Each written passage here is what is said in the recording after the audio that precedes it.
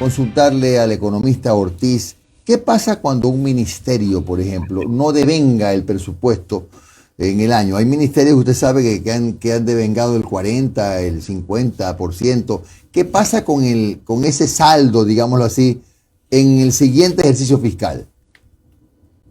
Sí, gracias Jimmy por la entrevista. Saludos cordiales a la audiencia. Usualmente uno dice, y decía también hace tiempo, ¿no? ¿Cómo te vas a financiar? Y uno decía, con los impuestos, con el petróleo, con la deuda, o inclusive con los atrasos y la subejecución. Digamos, de alguna forma, sí, lo normal era poder llegar a ejecutar el 85, el 90% del presupuesto del Estado. El restante, eso era una especie de financiamiento.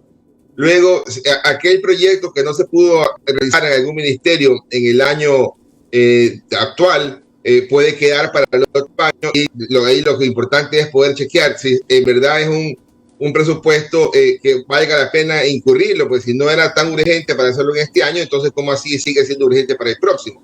Y esas son las conversaciones y discusiones que tendrán al interior de cada ministerio y por algún momento también con el Ministerio de Finanzas, para poder ir evaluando por qué razón están pidiendo más presupuesto si no ejecutaron bien el propio. Claro.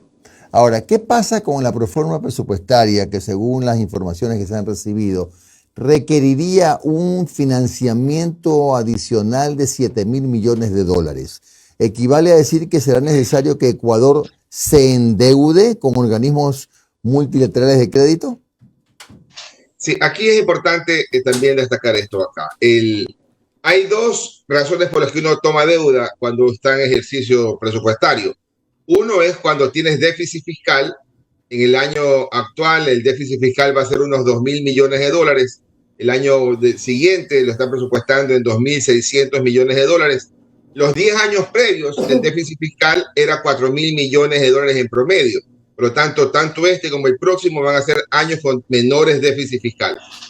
Y también hace falta pedir plata en deuda para pagar los vencimientos de deuda. Si mañana hay 1,000 millones que vencen para pagarle a un tercero, entonces hay que tomar prestada también 1,000 millones de dólares para poder atender esa amortización. Los 7,000 millones de dólares de deuda son bajos en relación a lo que en el pasado hemos tenido, y la que incrementa la deuda es el déficit fiscal solamente. No incrementa la deuda pagar un vencimiento de deuda, porque si te debo 1,000 y te pago 1,000, no he incrementado en la deuda.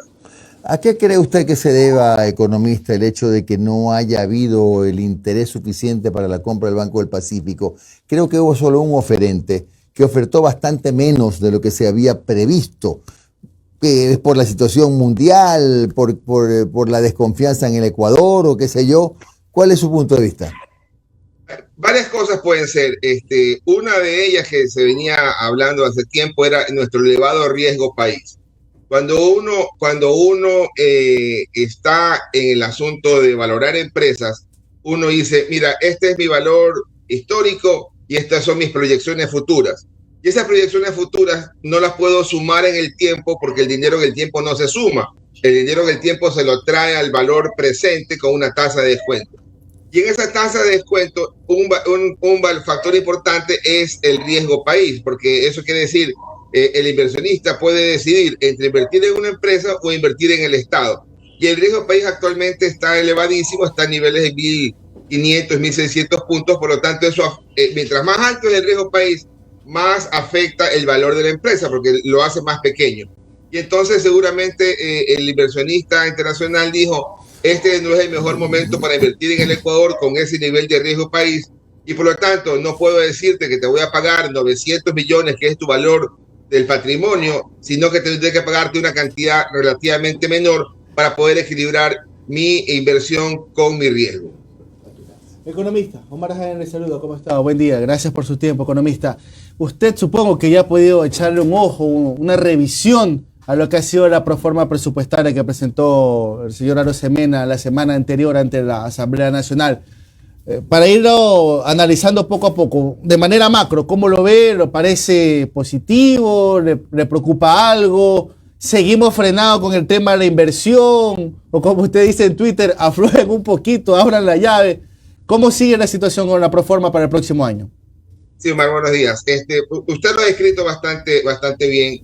A nivel general, a nivel de gasto total, el gasto frente al Producto Interno Bruto de los poco más de 30.000 millones de dólares de la proforma presupuestaria es más o menos el 25.7% del Producto Interno Bruto.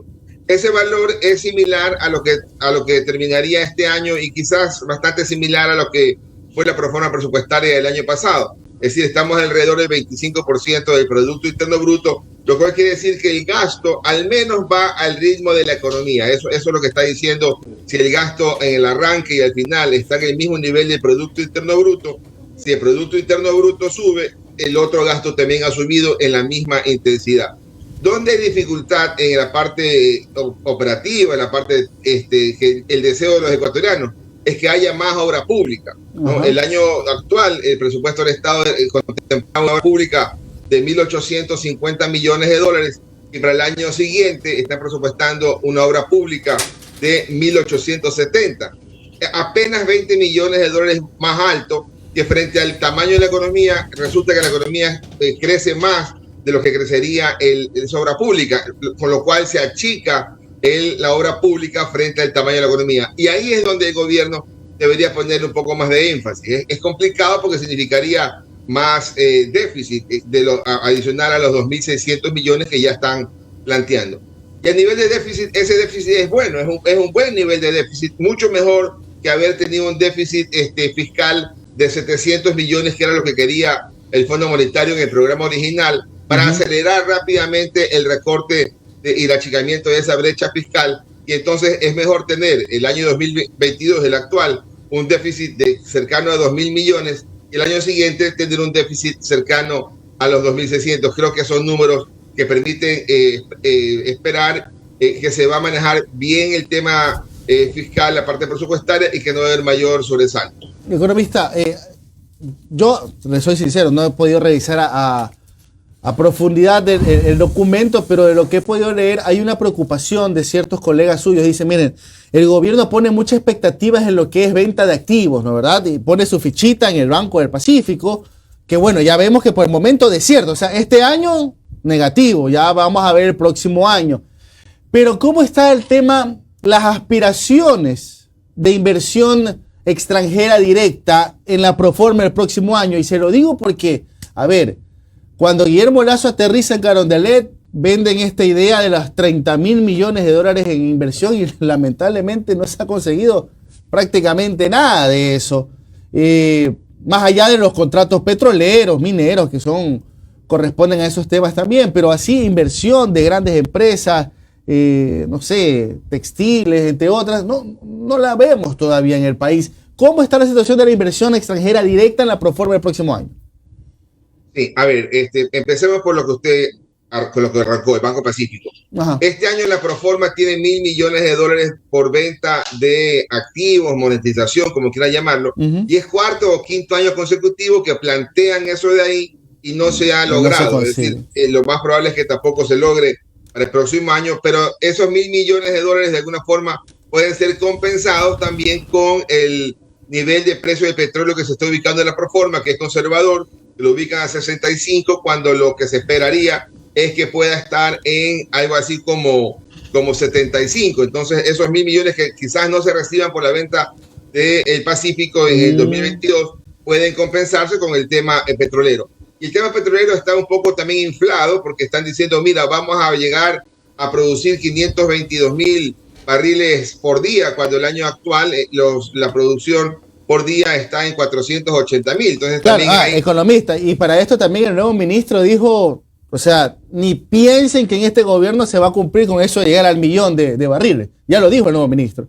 Lo dijo el nuevo ministro, lo dijo el Fondo Monetario, lo dijo el Ministerio de Finanzas. Lo que nos falta es ya la cadena oficial que diga, olvidemos del 1.000.000 de barriles, ojalá lleguemos a 600.000 o a 700.000, que sigue siendo muy positivo, sigue siendo bueno. Claro. Ahora, sí.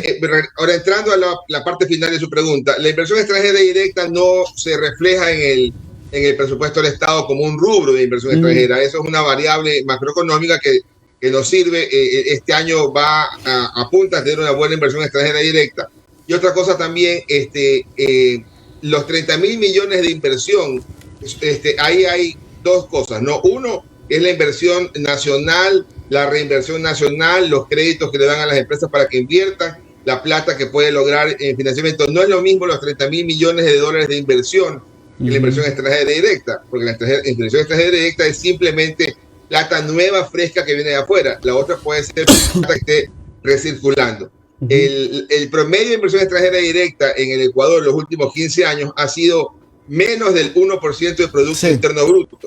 Si el Producto Interno Bruto para este año 2023 va a ser 123.000 millones, entonces uno diría, si vamos a comportarnos como en el promedio, este año tendríamos, en el 2023, tendríamos 1.200 millones de dólares de inversión extranjera directa, que sería una cifra importante, alcanzable, pero a veces la gente confunde los 1.200 esperados de inversión extranjera directa con los 30.000 de la inversión o los contratos de inversión que ha firmado el gobierno y que viene tratando de ir cumpliendo. Ahora, economista, y antes de darle el paso a Noris, y esta es una pregunta que yo creo que todos los ecuatorianos de todos los niveles nos hacemos. ¿Qué pasa con el tema tributario? ¿Qué pasa con el tema tributario?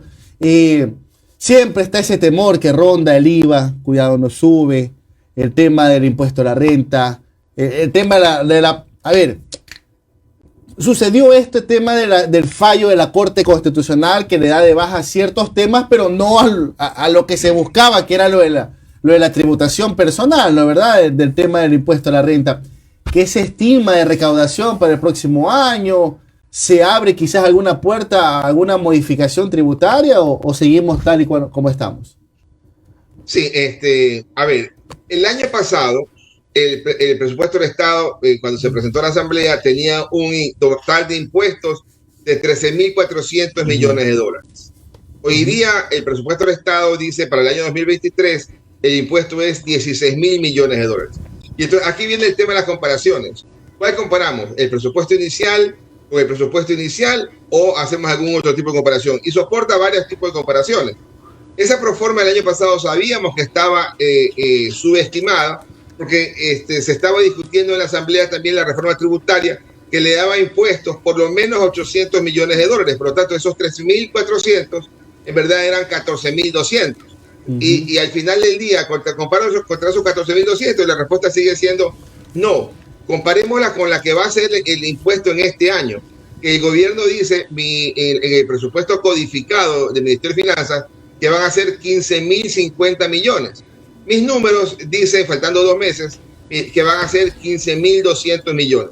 Por lo tanto, ahí sí puedo comparar de 15.200 millones a 16.050, que es la estimación del impuesto, de los impuestos en general, ¿es alcanzable? Y la respuesta es sí, porque está creciendo 5%, que es el mismo crecimiento nominal de la economía, que pasaría el Producto Interno Bruto de 116.000 a 123.000. Por lo tanto, en la línea de impuestos, la cifra de 16.050 es alcanzable. Sí. Buenos días, Noris Arroyave, les saluda. Yo tengo una sola pregunta y es un poco para que podamos, los que no estamos tan al día a día con estos temas de ministerios administrativos, ¿cómo funciona el Ministerio de Finanzas, usted que fue ministro, en la asignación de recursos? Por ejemplo, cuando hay emergencias, tenemos un país con el tema de seguridad a tope, tenemos un presidente que ha dicho muchas veces, vamos a aumentar los recursos, vamos a aumentar la asignación de recursos. Se han hecho ya asignaciones, pero no llegan. Y no se termina de ejecutar lo que se dice que se va a hacer porque no llega el dinero a donde debe llegar. ¿Qué pasa y cómo se puede resolver eso para que empiece a suceder lo que necesita la gente? Sí, claro, ese es el tema que hay que ir chequeando, ¿no? Lo que se promete se cumple y lo que se cumple hay que evaluar lo que se cumpla, ¿no? Entonces, el gobierno ha ubicado presupuestos para ciertas áreas y los va cumpliendo más lento, más atrasado. Hay atrasos todavía hasta el mes de octubre que uno contabiliza en 1.600 millones de dólares. Ojalá no hubiera esa cantidad de atrasos, ojalá el gobierno pudiera pagar inclusive anticipados. Si yo pudiera como gobierno pagar el 13º, el 1 de diciembre, lo pagaría para que la plata empiece a fluir más rápidamente en la economía y ojalá que pueda también atender los compromisos que el gobierno está planteando, y eso es internamente ir cumpliendo. Alguien debería monitorear. Dijiste que ibas a dar esta plata y por qué no la has transferido, y esa comunicación entre los ministerios son los que tienen que estar funcionando y a veces eso no ocurre tan bien. El presupuesto es mayoritariamente de gasto corriente, y en el gasto corriente está casi que al día todo. Si uno divide 10 meses para 12 meses del año, es algo así como un 83%. Y el presupuesto de gasto corriente está al día en 83%. ¿Dónde hay problema? En el presupuesto de gasto de capital, en donde debería estar en el 83% y todavía en octubre lo vemos en el 50%. Pero ha sido normal, ha sido tradicionalmente que en el último trimestre, en los últimos 2 meses, hasta en la última semana del año, donde se pega el brinco en el gasto. Esa práctica, esa mala costumbre es la que hay que cambiar. Ojalá el año siguiente esto pueda venir escalonadamente y gradual desde el mismo 1 de enero del 2023 para que la plata fluya mucho más rápidamente. Bien, gracias al economista Fausto Ortiz, ex ministro de Economía, que nos ha acompañado hoy en Un Café con JJ. Que tenga usted un buen día, economista. Muy amable. Gracias.